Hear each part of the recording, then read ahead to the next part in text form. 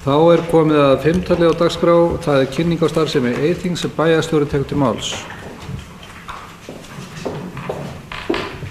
Forseti, ágætu bæjarfulltrúar. Í landinu eru starfandi 8 landshlutasamtök sem einkum sinna staðbundnum hagsmunamálum sveitarfélaga og eru pólitísku samráðsvettvangur sveitarstjórna í viðkomandi landshluta.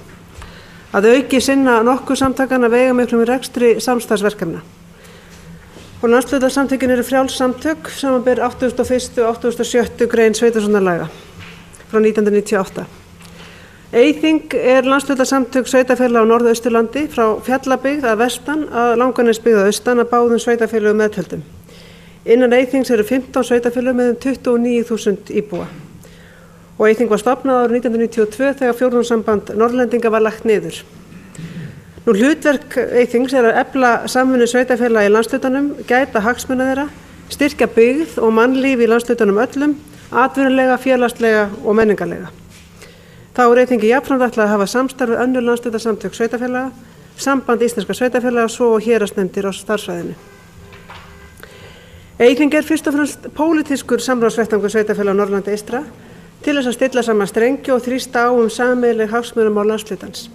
Og mikilvægt að fyrir samtökunum færi virk stjórn og fulltrúar á aðalfundi komi úr röðum forsvarsmanna sveitarfélaga. Með öðrum orðum mikilvægt að í stjórn og aðalfundi sitji bæjar og sveitarstjórar og til dæmis formenn bæjarráða, forseta bæjarstjórna og oddvita því á þeim brenna málin. Og nánir samstarfsaðilar þessara samtaka eru meðal annars þingmenn kjördæmisins, samband sveitarfélaga eins og áður sagði, ráðuneyti sveitarstjórnarmála og fleiri. Jafnframt hefur verið að styrkja samráð Eyþings og samband sveitarfélaga á Austurlandi og það samstarf hefur gengið með ágætum. Samstarfið þingmenn hefur komist í fastara horf síðustu ár með reglum fundum 2 á ári og umsagnir þingmál eru fjölmargar af hálfu stjórnar og sveitarfélögin hafa svona hægt og sigandi verið að vísa þeim fjölda umsagna af þingmál sem óskað af hálfu sveitarstjórnarstigsins til þessara landshluta samtaka. Nú af hálfu Eyþings hefur verið lagt í mikla vinnu í tengslum við byggðaáætlun og samgönguáætlun í gegnum árin, eftirfylgni, ítarlegar umsagnir og tillögur vegna þessara nýju áætluna. Og Eyþing hefur beitt sér í sameiginlegum áherslum svæðisins í samgöngumálum og skipt miklu máli eins og til dæmis við lengingu og búnað á Akureyrarflugvelli og það sem að Eyþing hefur beitt sér að fullum krafti fyrir og náð árangri eins og sjáum á. Og það sem kannski mikilvægt að hafa í huga í þessu sambandi að það náðist samstæðinu þessara samtaka, þrátt fyrir að þær raddir heyrðust að Þingeyingar ættu að beita sér að því að endurreisa Húsavíkurflugvöll. Og svo samstæða sem náðust Vaðlaheiðargöng skipti líka sköpum, bæði í aðdraganda stofnun félagsins og eins eftir að félagið var stofnað. Og þetta verkefni, Vaðlaheiðargöng og greið leið, hefur verið mjög umfangsmikið í starfi samtakana og kallað á mikla vinnu. Jafnframt hefur Eyþing beitt sér fyrir stjórnunarnámi í samstarfi við Háskólann á Akureyri og skipulag og innihald námsins var að mestu leyti unnið á vettvangi samtakana og þar hafa 45 manns útskrifast úr því námi, aðalega 17 menn af norðvestur og norðausturlandi. Og jafnframt hafa samtökin staðið fyrir stöku námskeiðum, svo sem greining og lestur ásetninga, við sveitarstjórnarrétt og fleira. Það eru 2 atvinnuþróunarfélög starfandi á þessu svæði og engin bein tengsl við þau. Hins vegar fól aðalfundur Eyþings 2008 stjórnina að kanna hvort hagkvæmt væri að sameina starfsemi atvinnuþróunarfélaganna og stjórnir félagana ásamt fulltrúum frá Eyþingi hittust á fundi á Húsavík í síðustu viku til að ræða málin og horfa til framtíðar. Almennt má segja að þróunin sé í átt að samstarfi við stærri svæði en áður, samanber meðal annars með sameiningu sveitarfélaga og þessu veldur til dæmis náttúrulega líka allar samgöngubætur sem eru til bóta. Og ætlað verður að Vaðlaheiðargöng muni stuðla að auknu samstarfi milli Eyjafjarðar og Þingeyjarsýslu. Þannig að ég tel ekki ólíklegt og það er það sem við þurfum að ræða og gerum það líka á aðalfundi núna í haust, samstarf atvinnuþróunarfélagana og samstarf eða hugsanlega sameiningu við Eyþing. Og okkar sameiginlegu hagsmunir á þessu svæði ættu að stuðla því og hvetja til þess frekar en hitt. Nú Eyþing hefur jafnframt undir sínum hatti menningarsamning. Það fór töluverður tími og vinna í að ná samningi við menntamálaráðuneytið menningarsamning sveitarfélaga á Norðausturlandi. Hann núna á sínu 3. starfsári og þar hefur verið mjög góð reynsla af þeim samningi. Hann á sínu síðasta ári og það verið undirbúa samningaviðræður við ríkið að nýju. Nú hér á fundinum var í upphafi dreift stefnu í innflytjendamálum sem Eyþing hefur unnið að í vetur. Ég mjög stolt af þessari stefnu og tel að hún muni nýtast sveitarfélögunum vel í sinni vinnu. Þau fá hana nú í hendur og geta aðlagað hana sínum aðstæðum og mikilvægt að við stöndum vel að þessum málum og með fyrirhyggju. Og það ánægilegt líka að á fundinum var líka dreift handbók móttöku innflytjenda í skóla og þar nýttumst við þá vinnu sem menntasvið Reykjavíkurborgar hefur unnið og staðfærum það þingað á þetta landsvæði. Og sú samvinna var alveg til fyrirmyndar. Nú það sem kemur á óvart í þessu starfi landshlutasamtaka hversu misjöfn þau eru á landinu öllu og hversu misjöfn hlutverki landshlutasamtökin gegna hvert og eitt. Og það kannski rétt eins og með sveitarfélögin 77, þau eru að uppbyggingu mjög ólík, stjórnkerfi, stjórnsýsla og fleira mjög ólíkt á milli sveitarfélaga og ekkert svona best praktis dæmi sem við höfum yfirfært á öll sveitarfélög í landinu. Það samt sem áður ákveðið samræmi í þessu skipulagi og þessi landshlutasamtök hafa verið forsenda þess að framlög væru greidd til þeirra úr jöfnunarsjóði og stærsti hluti af rekstrarkostnaði Eyþings greiddur af jöfnunarsjóði. Sveitarfélögin að setja frekar litla peninga inn í þetta verkefni eiginlega. Og nú stendur yfir endurskoðunar hlutverki þessar landshlutasamtaka og niðurstaða í því verkefni mun vonandi fást með haustinu. Þetta vinna sem verið að vinna á vettvangi ráðuneytis sveitarstjórnarmála með aðkomu fulltrúa sambandsins og fleira. Og við vitum það að það ekki þótt heppilegt að koma á 3. stjórnsýslustiginu hér á landi. En hins vegar hefur reynslan sýnt að mikilvægt að sveitarfélögin hafi með sér svæðisbundið samráð og samstarf hin ýmsu sameiginlegu verkefni. Með öðrum orðum það virðist þörf fyrir einhvers konar millilag milli ríkis og sveitarfélaga. Áhersla framtíðarinnar mínum mati verður á svæðisbundna vinnu og áherslur og því brýnt að sveitarfélögin þessi landsvæði starfi þétt og náið saman og undirbúi sig undir framtíðina eins og kostur Nú tilgangur þess að yfirferða hér fyrst og fremst að ég lagði fram minnisblað hérna sem fór út með gögnum starfsemi Eyþings sem mun ítarlegri heldur en mín framsaga hér. Og þetta fyrst og fremst til þess að upplýsa bæjarfulltrúa þessi samstarfsverkefni. Hér eftir ræðum við líka atvinnuþróunarfélagið og það kannski ágætt að taka þessi 2 verkefni saman.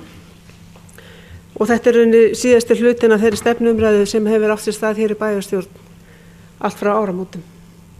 Og ástæða til þess að fara líka ítarlega yfir stefnu Akureyrarbæjar í þessum samstarfsverkefnum. Að lokinni umræðu þá legg ég til að við bókum rauninni ekkert eiginlega sem slíkt, heldur rauninni þetta ágætis veganesti fyrir mig inn í stjórn Eyþings að heyra hug bæjarfulltrúa hér í garð samtakana. Takk. Til máls tekur Kristín Sigfúsdóttir.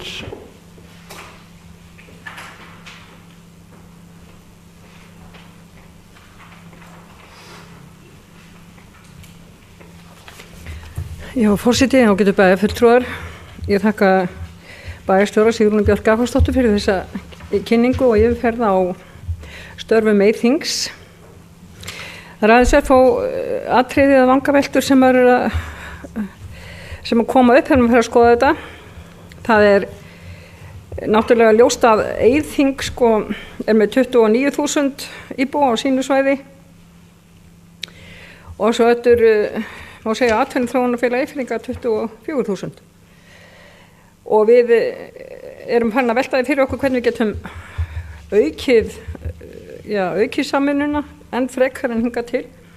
Mér finnst það alveg einboðið að skoða viss verkefni sem hafa verið undir atvinnuþróunarfélagunum og skoða það rækilega fyrir haustið hvort á að flytja þau formlega undir Eyþing eða hvort á að hafa samvinnuna í einhverju nýju formi.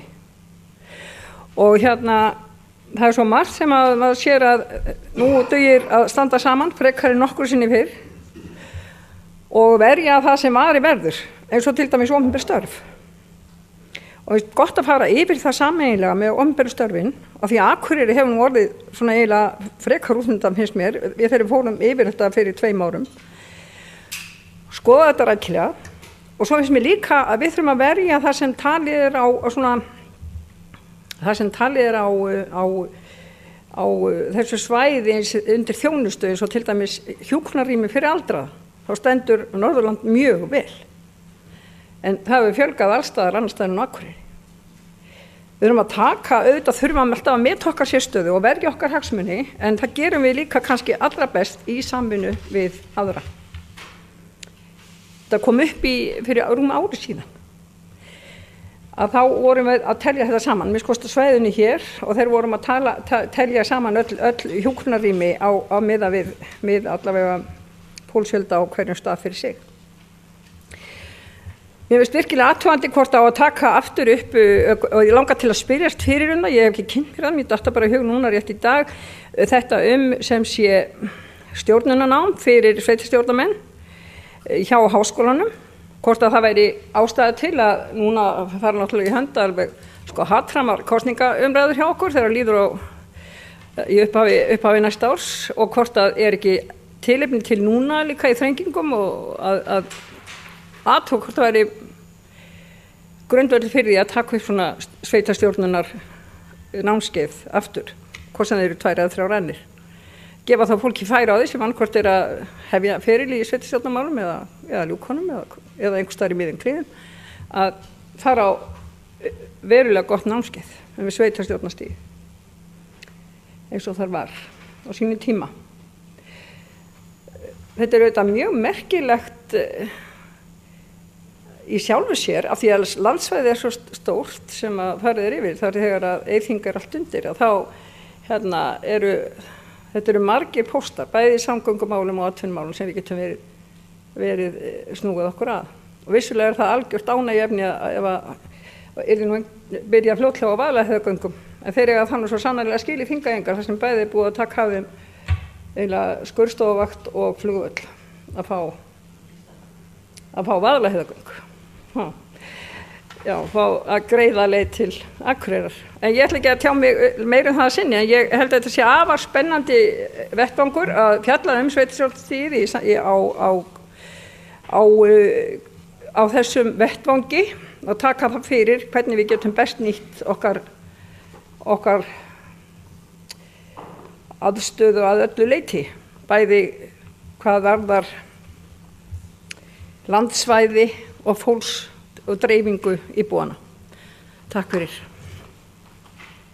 Jóhannes Bjarnason tekur til máls.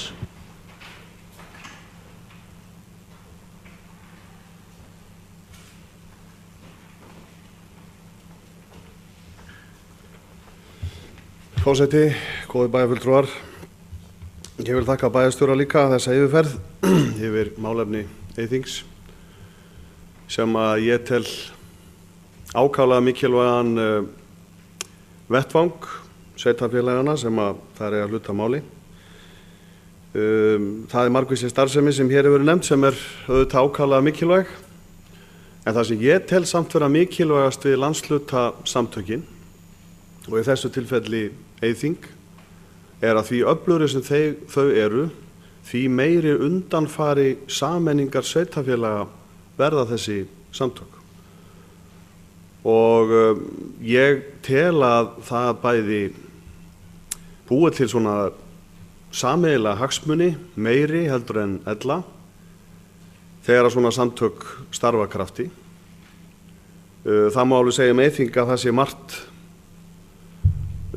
sem að það gert mjög jákvætt, og það hefur verið nefnt hér bæði samgönguáætlun og fleira sem að ævilega það til skoðunar. Menningarsamningurinn, vil kannski skjóta því inni núna að ég lagði til á síðasta aðalfundi að teknar eru upp viðræður við ríkið eða ráðuneytið að fá samsvarandi samning í íþróttamálum, við líka og við erum með í menningamálum, ekki síst í ljósi þess að sum sveitarfélög í eyþingi eiga sennilega lengstan veg að sækja, þeir þurfa að fara, þá nefni höfuðborgarsvæði til að sækja þar mót. Þessu var vísað til stjórnar, en það kannski ekki líklegt núna í því árferði sem nú að þetta hafi framgang strax, en miðað við þau viðbrögð sem ég fekk þá voru margir áhugasamir þetta og ekki síst í ljósi þess að við erum einhvers konar tilraunaverkefni í Eyþingi við að dreifa styrkjum á viðlíka hátt og við gerum í gegnum menningarsamningin til þess að styrkja mótahald, þar að segja keppnishald, ferðir og fleira sem að er okkur afskaplega erfitt að halda uppi hér vegna kostnaðar við sérstaklega ferðalögin. En ég er í heildina séð því fylgjandi að við eflum þetta samstarf, styrkjum innviðina og fjölgum þeim málaflokkum sem þar eru teknir inn af þeirri ástæðu sem ég nefndi hér áðan að ég tel þetta vera undanfara sameiningasveitarfélaga sem að ég tel svo aftur vera gríðarlega mikilvæg núna á þeim ólgu tímum sem við göngum í gegnum í efnahagsmálum. Hermann Jón Tómasson tekur til máls.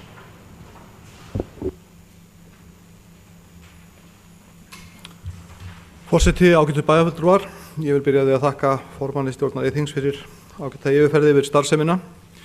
Sveitarfélög í landinu þurfa að sjálfsögðu að vinna saman að sínum hagsmunamálum og það gera þau á vettvangi Sambands íslenskra sveitarfélaga til að byrja með sem heildarhópur. Síðan höfum við sameinast þetta fyrirkomulag sem landshluta-samtökin eru og Eyþing okkar landshluta-samtök.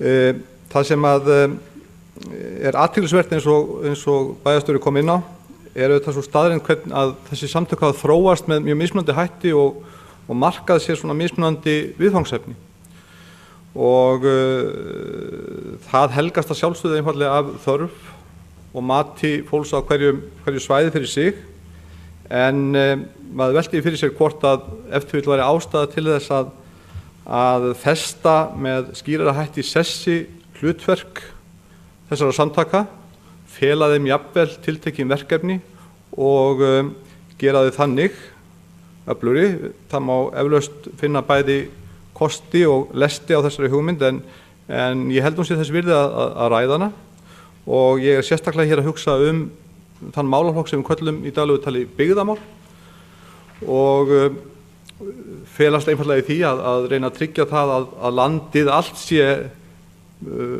búsældarlegt. Fólk vilji kjósa sér búsetu hvar sem á landinu. Við reynum að vinna því að hvert svæði hafi sína sérstöðu, sinn sjarma, sitt aðdráttarafl. Það sem hefur unnið kannski á móti þessu, hvað sveitarfélögin varðar, það samkeppni þeirra á milli. Þannig að þau hafa kannski ekki oft tíma komið sér saman það hvernig marka eigi stefnu á viðkomandi svæðum, það ákvaða að leggja áherslu, hvernig á að reyna að laða fólk til sveitarfélaga á svæðinu og hafa þessi stað verið að bítast sín á milli fólk, fyrirtæki, íbúa. Ég held að ef til vill sé mögulegt að ná betri árangri ef að við felum landshluta-samtökunum skilgreint hlutverk í byggðamálum. Það verkefni að móta stefnu fyrir sitt svæði í byggðamálum og beita sér sameiginlega fyrir því og þetta þarf náttúrulega að gera í samvinnu við ríkisvald því að þetta kallar á lagabreytingar en í það minnsta það er ástæða til þess að velta þessari hugmynd upp og ræða hana held ég inn á vettvangi landshluta-samtakana og ég vona að þetta verði tekið fyrir á næsta aðalfundi Eyþings. Þetta segi ég meðal annars vegna þess að ég nýsestur í hóp sem að starfar á vegum sambandsins að þessum málaflokki sem á í rauninni að fara yfir þá stefnu sem að sambandi hefur markað í byggðamálum og að velta því fyrir sér að hve miklu leyti sú stefna ennþá raunhæf, að hve miklu leyti ástæða til að endurskoða hana og ef til vill reyna að beita sér fyrir framgangi hennar með öðrum hætti og þessi hugmynd hefur þar strax komið upp og kallar eiginlega á umræðu á vettvangi sveitarfélagana og landshluta-samtakana þetta efni. En að sjálfsögðu held ég að við séum öll hér inn í hlynnt samstarf þessu tagi, menn þurfa hins vegar að forma það með þeim hætti sem hendar á hverjum stað fyrir sig, koma sér saman það hvernig að því unnið og lykillinn og höfuðmálið auðvitað það að það skili síðan þeim árangri sem aðeins stendur fyrir þau sveitarfélög sem undir landshluta-samtökin heyra, það er að segja að þau fái öll eitthvað út úr því, ef svo má segja. Takk fyrir. Baldvin H. Sigurðsson tekur til máls.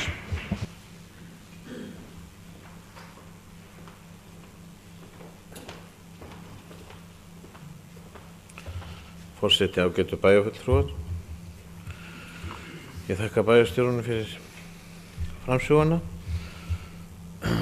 Eyþing, landshlutasamtök eins og Eyþing, eru afar hentugur vettfangur fyrir íbúa á sveitarfélög hér á Norðurlandi til að sameinast og hrinda í framkvæmd ýmsum verkefnum og þarlegum málum sem eru til hagsbóta fyrir héraðið og héruðin í kring og styrkja alla byggðaþróun og bæta lífskjör íbúana. Sameiginlegt átak margra sveitarfélaga getur lyft grettistaki við að bæta velferð íbúana atvinnulega, menningarlega og félagslega. Og þetta eru býsna margir íbúar, kringum 29.000 íbúar norðaustur lands sem gerir svæðið að öflugum pólitískum vettvangi sveitarstjóra á landinu. Nú þegar hart í ár eins og núna þá enn mikilvægara við stöndum saman og þá Eyþing sá mikilvægi vettvangur fyrir sveitarfélögin með samstarfi þeirra í millum og einnig lít ég í sjálfu sér á Eyþing sem þrýsti stofnun við gerð framkvæmda eins og til dæmis Vaðlaheiðarganga og til þess að við Akureyringar getum þjónað nágrönnum okkar, Þingeyingum og jafnvel Austfirðingum með því að vera miðstöð menntunar, heilbrigðisþjónustu, samgangna og verslunar við Norður- og Austurland þá sem við erum að búa okkur undir í framtíðinni þá þetta samstarf gríðarlega mikilvægt að það heiti samstarfin ekki samkeppni og ég hvet okkur til að leggja okkur fram við það. Takk fyrir. Þá tekur Helena Karlsdóttir til máls. Forseti, ágætu bæjarfulltrúar. Mig langar að taka undir það sem sagt hefur verið varðandi nauðsyn á þessum samráðsvettvangi og hvað hann mikilvægur og tek undir með bæjarfulltrúa Jóhannesi varðandi það sem hann sagði varðandi sameiningu sveitafélaga, að þetta geti verið undanfari frekari sameiningar. En mig langar aðeins, af því það talað hérna atvinnuþróunarfélög og af því að við áttum nú fund AFE og atvinnuþróunarfélag Þingeyinga með stjórn Eyþings. Það var þegar að skýrsla RH kom út varðandi samstarf sveitarfélag Eyjafirði, þá var svo tillaga uppi að sameina Eyþing, atvinnuþróunarfélag Eyjafjarðar og Þingeyinga, en það varð ekkert úr því. Eyþing sá allavega ekki ástæðu til þess að sinni. En maður tekur eftir því núna þegar við settumst þarna niður og fórum að ræða þessi hagsmunamál, hvað var skrítið að það var engin formlegur vettvangur þessara þriggja aðila og tala um þegar að héraðsnefndin var til. Þarna voru 4 aðilar að tala saman sömu hagsmunamálin en töluðu samt ekki saman hagsmunamálin. En kannski núna á næsta skrefi þar sem að framkvæmdastjórum atvinnuþróunarfélaganna og framkvæmdastjóra Eyþings var falið að hittast og ræða formlega saman hagsmunamál og formlega samráðsvettvang. Það spurningar hvort að það geti verið þá einhvers konar fyrsta skref í einhvers konar sameiningu fyrir framtíðar sameiningu þessara aðila. Mér langar hins vegar að því að bæjarstjóri kom hérna inn á þann var að tala um að það væri endurskoðun í gangi varðandi hlutverk landshlutasamtakanna, hvort hún gæti eitthvað gert grein fyrir því í hverju svo endurskoðun felst, hver breytingin verður á hlutverki landshlutasamtakanna og þegar það sem hún talar það virðist vera þörf fyrir einhvers konar millilag milli ríkis og sveitarfélaga, hvort við getum fengið nánari útskýringu á þessu. Takk. Orðið laust fimmtalið. Hjalti Jón Sveinsson tekur til máls. Forseti, ágætu bæjarfulltrúar. Það alltaf gaman að ræða þessi samtök, Eyþing og atvinnuþróunarfélagið og Héraðsnefnd Eyjafjarðar sem við höfum nú verið að leggja niður. Mér finnst það annars vegar að þá eigum við að starfa saman á breiðum grundvelli, bæði Eyfirðingar og Þingeyingar. en í annan stað að þá finnst mér líka gott að við fókuserum á að beinum augum okkar að Eyjafjarðarsvæðinu, Akureyrar og Eyjafjarðarsvæðinu, en að finna þennan sameiginlega vettvang, hann er mjög nauðsynlegur vegna þess að í stóru málunum þá þurfum við að vinna saman. Ég sé ekki endilega að þetta eigi eftir að flýta fyrir sameiningu þó sem ég að vinna með Þingeyingum á þennan hátt. En engu að síður þá er það alveg mjög mikilvægt og aldrei mikilvægar en nú að Eyfirðingar og Þingeyingar vinni saman og í stórum málunum eins og í samgöngunum og á ýmsum öðrum vettvangi. En engu að síður þá er líka mikilvægt að við störfum þrengra saman hér innan Eyjafjarðarsvæðisins. Takk fyrir. Nú eru þau laust 5. tölulið. Elín Margrét Hallgrímsdóttir tekur til máls.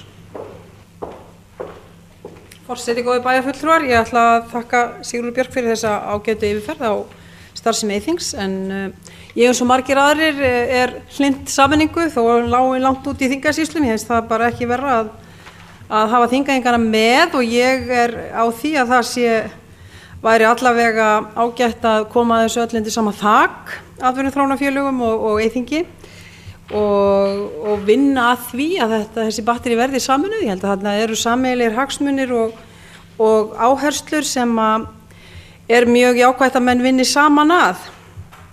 Nú varðandi sveitarstjórnarnámi sem hún Kristín Sigfúsdóttir nefndi, þá er ástæðan fyrir því að það var ekki haldið í fyrra var svo að það var ekki áhugi á því og ekki ásókn í það, en væntanlega getur það nú breyst því að það styttist í sveitarstjórnarkosningar og þá væntanlega verður endurnýjun og áhugi á hjá mörgum að taka þátt í því. En það er alveg ótt að segja að það verið mikil ánægja með þetta nám og þetta hafi gefist í alla staði mjög vel að þessu staðið og gott samstarf hjá okkur í Símenntun Háskólans við Eyþing varðandi það. Þannig að ég tek undir það að það er mikilvægt að það detti ekki niður. En allavega ég held að þetta séu mikilvæg verkefni sem unnið hefur verið að, sem er mikilvægt að halda áfram og ég styð það einmitt að við eigum meira samstarf við Austfirðinga og ég held að þetta samstarf geti ekki annað en verið okkur til góðs. Takk. Orðið er laust 5. tölulið. Það er ekki fleiri sem hafa kvætt til hljóðs og þá lýkur framsögumaður umræðunni.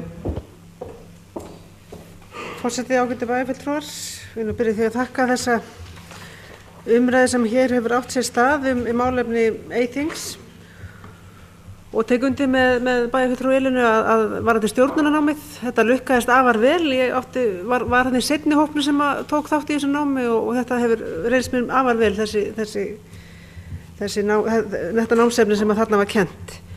Og við ætlum svo sannarlega að endurtaka leikina á þessu kjörtímabili, en einhver hluta vegna náðust ekki að manna þetta. Það þurfti lágmark 20 manna hóp til þess að fara af stað með þetta. Og yfirleitt hefur verið haldið í upphafi kjörtímabils. Þetta er 3 anna nám og frekar stíft nám. Þannig að yfirleitt hefur þetta verið haldið í upphafi kjörtímabils og við munum reyna aftur að vori að bjóða upp á þetta. Nú, hvað varðar